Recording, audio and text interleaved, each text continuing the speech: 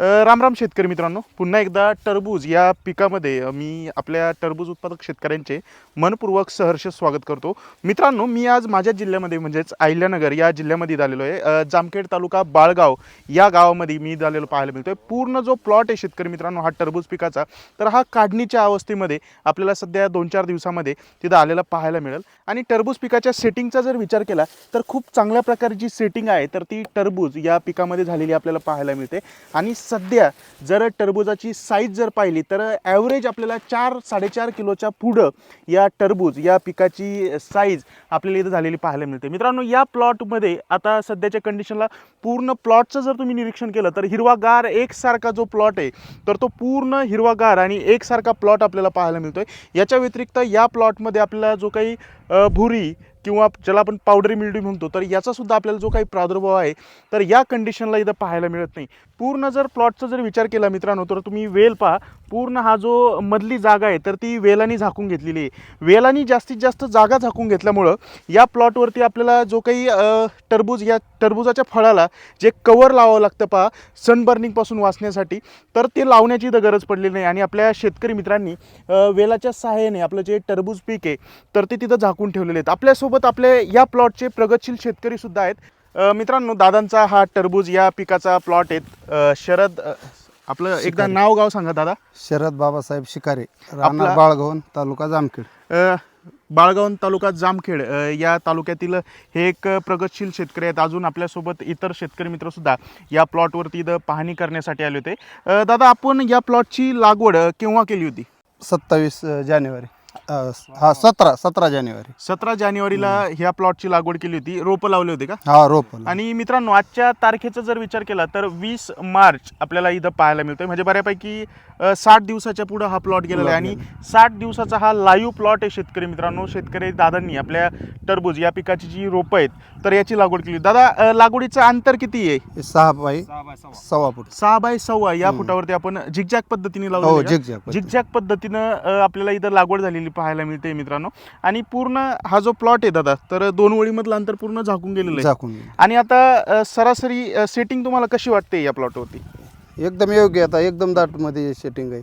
Setting एकदम perfect झालेली असं वाटतं. आणि सेटिंग एकदम परफेक्ट झालेली आपल्याला पाहायला मिळते. पूर्ण प्लॉट वेलाने झाकून गेलेला आहे.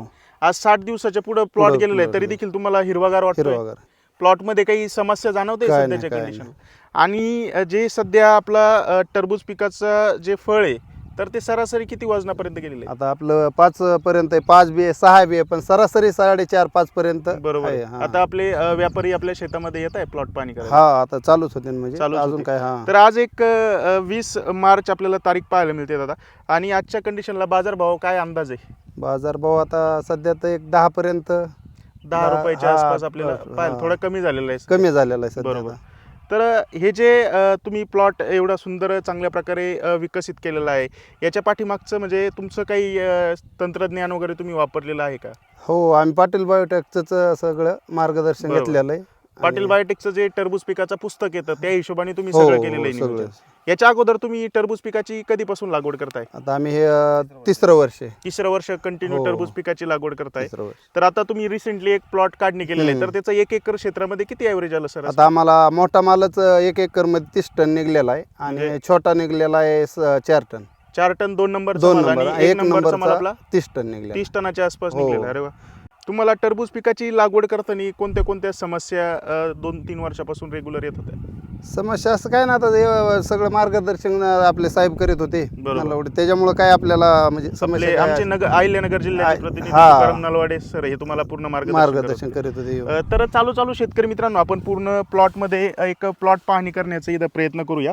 आणि एक आपल्या इतर शेतकरी मित्रांना इथं लाईव्ह मध्ये जी सेटिंग आहे तर ती सुद्धा इथं मी दाखवतो मित्रांनो. इथं तुम्ही पहा, एवढ्या जवळची जवळ एक 4 फळाच्या आसपास सेटिंग झालेली आहे.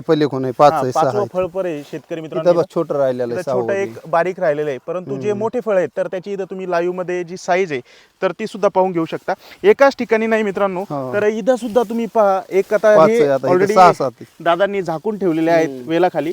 त्याच्यामुळे इथं पण एक 5-6 फळाच्या आसपास एक सरासरी फळं लागलेली आहेत. प्रत्येक जागेवर सुद्धा फळं लागलेली आहेत मित्रांनो. आणि निश्चितच या प्लॉटचं सुद्धा मला तरी वाटतंय 30 टनाच्या पुढे हो, आपल्याला हो, जो काही हो. उतार आहे 1 एकर 100% क्षेत्रामध्ये तर 100% भेटेल. हम्म. आता या फळाची साईज पहा मित्रांनो. हो मित्रांनो या फळाची साईज पहा एकदम म्हणजे 6 किलोच्या पुढं मला तरी एक हातात घेतल्यानंतर एक अंदाज येतोय. परंतु एक सरासरी आपण जर विचार केला तर 4-4.5 किलोच्या हा. आसपास सुद्धा जे फळ आहेत तर ते बनलेले आहेत. तर पूर्ण ते प्लॉट पाहू शकता मित्रांनो कशा प्रकारे इथं एकदम जोमदार जी सेटिंग आहे तर ती सेटिंग झालेली. कुठंच जी प्रमुख समस्या असते टरबूज पिकामध्ये मर येण्याची किंवा विल्टिंग होण्याची, ही जी मर रोगाची किंवा वेल सुकण्याची जी समस्या आहे तर ती आपल्या प्लॉटमध्ये कधी नाही, आली? नाही. याच्या अगोदर तुम्ही लागवड केलं त्याच्यामध्ये आली होती का? नाही. त्याच्यामध्ये सुद्धा नाही आली. मित्रांनो एक प्रॉपर तंत्रज्ञान, एक प्रॉपर वेळापत्रक, एक शेड्यूल जर आपण सुरुवातीपासून लागवडीपर्यंत जर फॉलो केलं तर आपल्या पिकामध्ये ज्या समस्या असतात तर त्यांच्यापासून आपल्या पिकाची आपण बचाव करू शकतो. तुम्ही लाईव्हमध्ये दादांचं उदाहरण घेऊन या प्लॉटची लाईव्ह कंडिशन पाहून निश्चितच तुम्ही योग्य तंत्रज्ञानाचा जर वापर केला तर आपल्याला कशा प्रकारे फायदा होतो याचा अंदाज लावू शकता. दादा तुम्हाला हा प्लॉट कसा वाटतोय?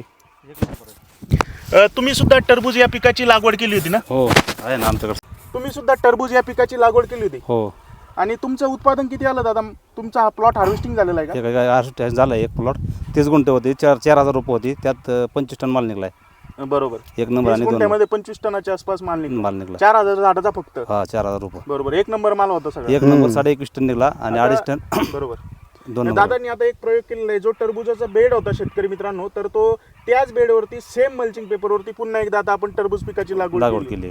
निश्चितच तुम्ही सुद्धा विक्रमी उत्पादन घेतायत. हो तर मी तुम्हाला एक प्रश्न विचारतो दादा, तर तुम्ही टरबूजच नाही अजून कोणत्या कोणत्या पिकाची लागवड केलेली आहे आतापर्यंत? आम्ही पपई केली, केळी केली. केळी केली. बरोबर. केळीची पण तुम्ही लागवड हो. करता, पपईची पण करता.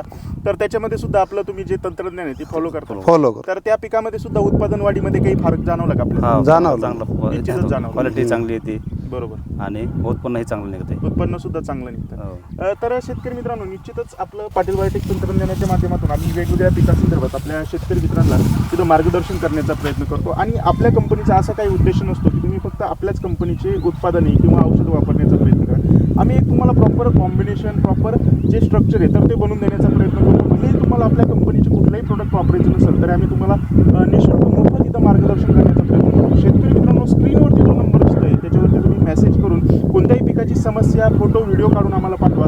आम्ही त्याच्यावरती तुम्हाला लवकरात लवकर प्रतिसाद देण्याचा प्रयत्न करू. याच्या व्यतिरिक्त तुम्हाला स्क्रीनवरती जो नंबर दिसतोय त्याच्यावरती कोणत्याही पिकाचं वेळापत्रक हवं असेल, शेड्यूल हवं असेल तर त्याच्यावरती फक्त त्या पिकाचं नाव लिहून पाठवा. तुम्हाला लवकरात लवकर त्या पिकाचं संपूर्ण जे मार्गदर्शन आहे, शेड्यूल आहे, वेळापत्रक आहे तर त्या नंबरवरती पाहायला मिळेल. याच्या व्यतिरिक्त आपली पाटील बायोटेक कंपनीची हायटेक नर्सरी व टिश्यू कल्चर लॅब आहे शेतकरी मित्रांनो जळगाव जिल्ह्यामधील नेरी या गावामध्ये, जिथं आपण टिश्यू कल्चर केळीचे रोपं शेतकरी मित्रांना देण्याचा प्रयत्न करतो. याच्यासोबतच हायटेक नर्सरीमधून जे काही टरबूज, खरबूज किंवा पपई किंवा इतर जे भाजीपालावर्गीय पिकं असतात तर त्या पिकांची रोपं शेतकऱ्यांना घरपोच देण्याचा प्रयत्न करतो. तर धन्यवाद दादा. तुम्हाला एकंदरीत आपलं तंत्रज्ञान वापरून तुम्ही समाधानी आहात? समाधान. इतर शेतकरी मित्रांना तुम्ही काय सांगता? पाटील बायोटेकचं मार्गदर्शन घ्यावा. चांगलं ही उत्पन्न चांगलं निघतंय. बरोबर. तर धन्यवाद शेतकरी मित्रांनो.